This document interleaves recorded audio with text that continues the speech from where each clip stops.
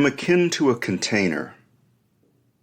I call this container consciousness, and this is what I am referring to when I say the word I in a philosophical context. I am not an animal, let alone a man.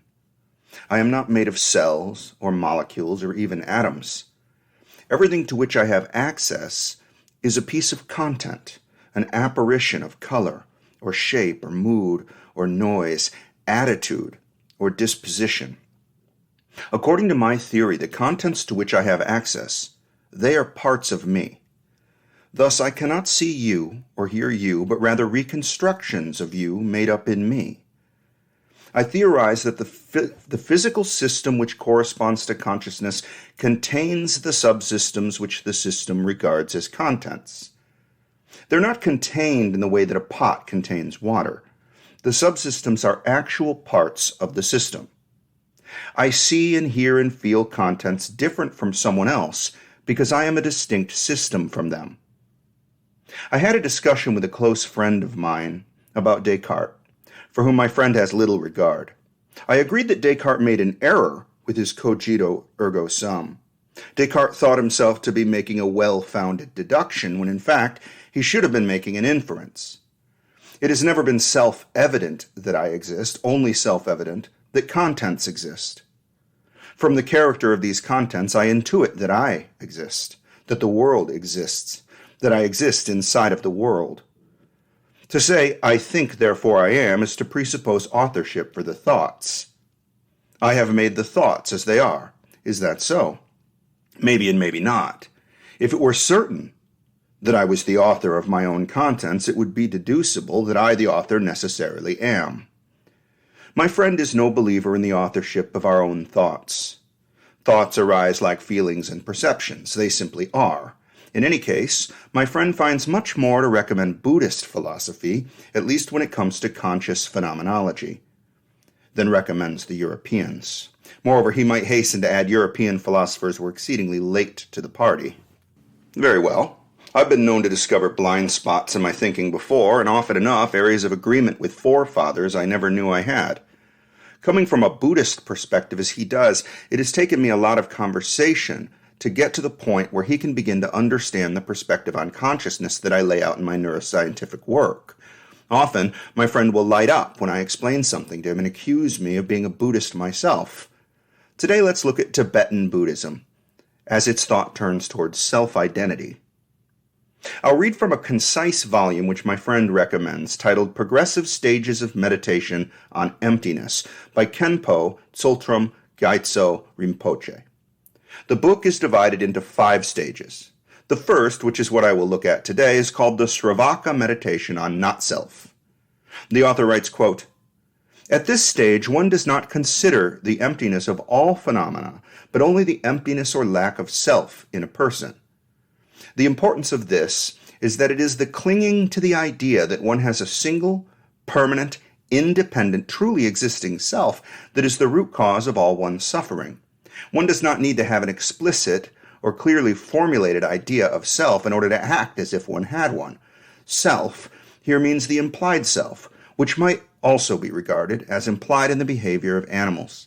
Animals, just like us, identify themselves with their bodies and minds and are constantly seeking physical and mental comfort as they try to avoid discomfort and assuage pain.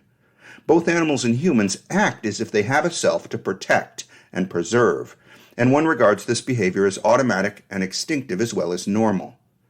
When pain or discomfort arise, the automatic response is to try to remove it. It is extraneous to the self, and the implication is that the self would naturally be happy if all pain and suffering were removed. Strangely, however, when we try to analyze our behavior in relation to this self, we realize that we are very unclear as to what this self really is." Unquote. As you will recognize, if you've been with me for a while, I divide the notion of self into 2 aspects, the self-construct and the self as point of view. I regard the conflation of these 2 ideas as a common mistake, and in my opinion, it is the self-construct which Buddhist philosophy denies. The author describes the illusionary self as a single, permanent, truly existing self that is the root cause of all one's suffering. This idea is compelling because it suggests the possibility of attaining a detachment from the self-construct without the loss of consciousness itself. I've observed that a lot of suffering adheres to the anticipation of a future. For example, in a hard run, how much further could you go if you only suffered the instantaneous pain of tired muscles and exhaustion, unmoored from a nagging sense that the exercise will not soon be over? It is strange that we could endure something strenuous and painful now, much better in the knowledge that it will be over in the next moment. What's strange about it is that we never experience the next moment, but only the moment we are in. Conscious experience does not stretch out to include future experience. There is only, really and truly, this moment occurring now. The future provides a context which changes the experience we are having now. Not the real future, of course, but the sense of its approach occurring now. I should also add that it makes sense in terms of evolution that consciousness arising in the brain of an animal should be adapted to the best interests of the vehicle. All we experience are the contents of consciousness. Those contents give us the full picture of reality as far as we are concerned. So naturally, the networks of the brain have been sculpted not to rescue us from suffering and illusion, but to give us the illusion that we are suffering. The author says that we are constantly seeking physical and mental comfort and to avoid discomfort and assuage pain. In my experience, this is undeniably true. For me, our conundrum is best illustrated by Arthur Schopenhauer. Here's a passage from his piece on the vanity and suffering of life. Schopenhauer writes, quote, "We feel pain, but not painlessness, care, but not freedom from care, fear, but not safety and security. We feel the desire as we feel hunger and thirst. But as soon as it has been satisfied, it is like the mouthful of food which has been taken, and which ceases to exist for our feelings the moment it has been swallowed. We painfully feel the loss of pleasures and enjoyments as soon as they fail to appear. But when pains cease, even after being present for a long time, their absence is not directly felt, but at most they are thought of intentionally by means of reflection. For only pain and want can be felt positively, and therefore they proclaim themselves. Well-being, on the contrary, is merely negative. Therefore, we do not become conscious of the three greatest blessings of life as such, namely health, youth, and freedom, as long as we possess them, but only after we have lost them, for they too are negations." Unquote. This is not the description of consciousness as it necessarily is. This is the description of consciousness as it would occur in a living organism if it were to be of any utility to the organism's survival and reproduction. That is how I come to conclude that animal consciousness has a function. According to the temporally integrated causality landscape, my theory, what we really are is a system with a point of view upon its subsystems. But the self-construct with its motivations and preferences, this is composed of subsystems alone. These provide meaning and context. I, the system, am not identical to these. I am not a person. I contain a person, an illusion of self. It is composed and elaborated for me in the evolved structures which give rise to the subsystems. These arms and legs are no more mine than are the objects I see in the room. They are contents I behold, and all relation to them is a construct of mind. Khenpo, Tsultrim, Gyamtso, Rimpoche continues, quote, "Non-Buddhist thinkers have defined the self variously, as resting in the brain, blood, or heart, or having such qualities as true or transcendental existence in or outside of the mind or body. To have any meaning, such a self has to be lasting, for if it perished every moment, one would not be so concerned about what was going to happen to it the next moment. It would not be one's self anymore. Again, it has to be single. If one had no separate identity, why should one worry about what happened to oneself any more than one worried about anyone else's? It has to be independent, or there would be no sense in saying, I did this, or I have that. If one had no independent existence, there would be no one to claim the actions and experiences as its own. We all act as if we had lasting, separate, independent selves that it is our constant preoccupation to protect and foster. It is an unthinking habit that most of us would normally be most unlikely to question or explain. However, all our suffering is associated with this preoccupation. All loss and gain, pleasure and pain arise because we identify so closely with this vague feeling of selfness that we have. We are so emotionally involved with and attached to this self that we take it for granted. The meditator does not speculate about this self. He does not have theories about whether it does or does not exist. Instead, he just trains himself to watch dispassionately how his mind clings to the idea of self and mine, and how all his sufferings arise from this attachment. At the same time, he looks carefully for that self. He tries to isolate it from all his other experiences. Since it is the culprit as far as all his suffering is concerned, he wants to find it and identify it. The irony is that however much he tries, he does not find anything that corresponds to the self." Unquote. All loss and gain, all pleasure and pain arise because we identify with this self-construct. I believe that is so. I am a container with a perspective only upon what is contained, and these are mere contents. They have meaning, as I have tried to explain in the past, only in relativity to one another. The meanings aren't real additions, but geometric relations to one another, just as parallelness does not exist in addition to two side-by-side lines on a plane. The author illustrates the Buddhist viewpoint on emptiness using the example of dreams. Here in the first stage, the inquiry concerns the existence or non-existence of the self.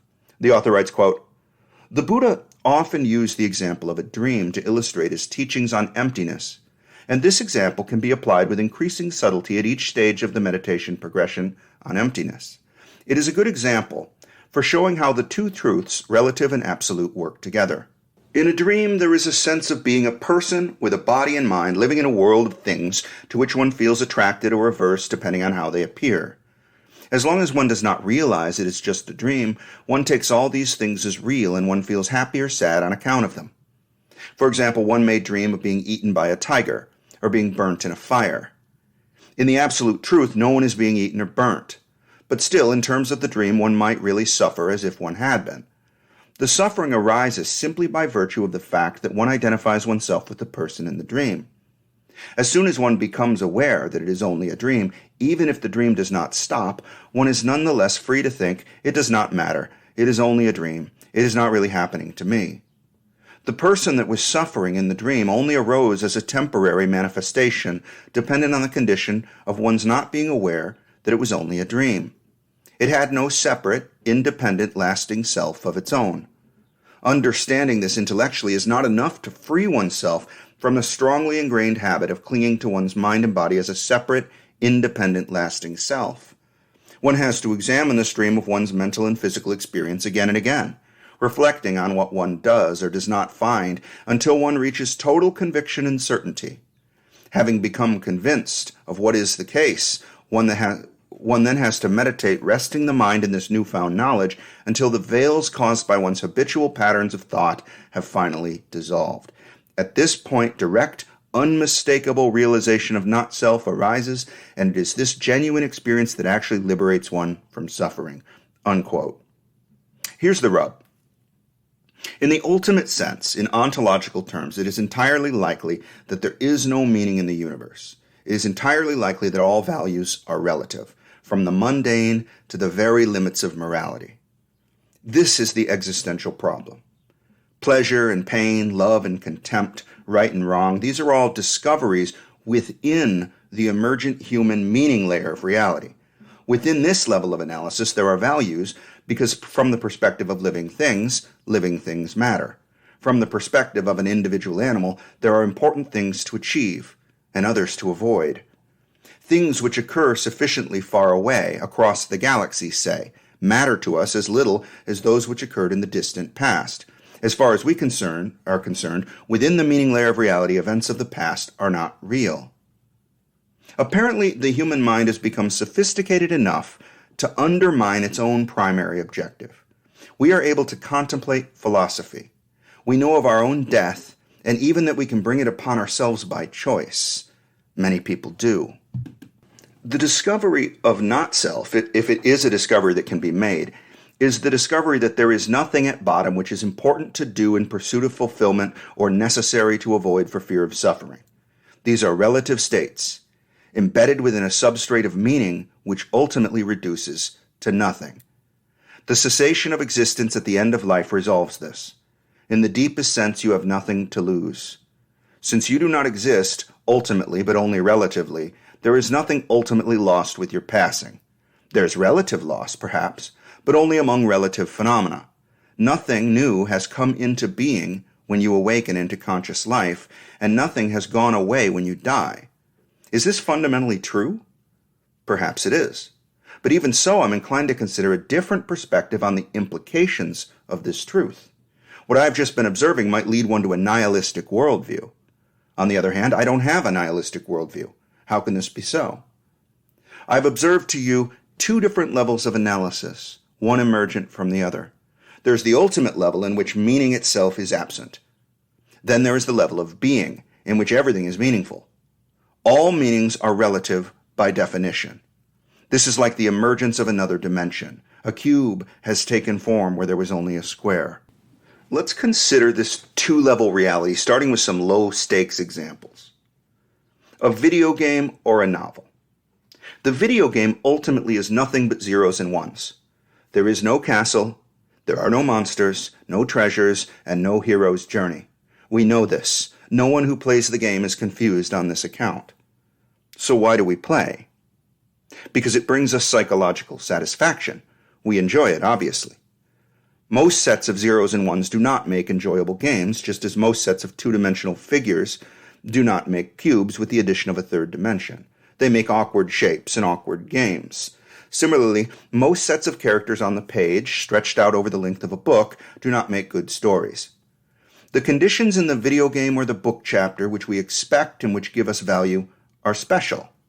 But this specialty cannot be discovered at the fundamental level of analysis. Indeed, there is no way to predict from the fundamental level to the emergent level what would be valuable. What set of characters on the page or list of zeros and ones in the code would be satisfying at the level of meaning.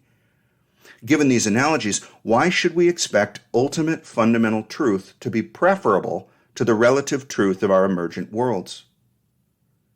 The question is, if this is a dream, shared among emergent conscious beings, the dream of living in a world of people and places, of highs and lows and purposes, would I wish it to end, to awaken into emptiness? Would the discovery of the ultimate emptiness encourage me to hasten its manifestation? There is nothing that it is like to be dead. Isn't that what we atheists believe? So be it. Would you take the blue pill or the red one, if the blue were a placebo and the red a cyanide tablet?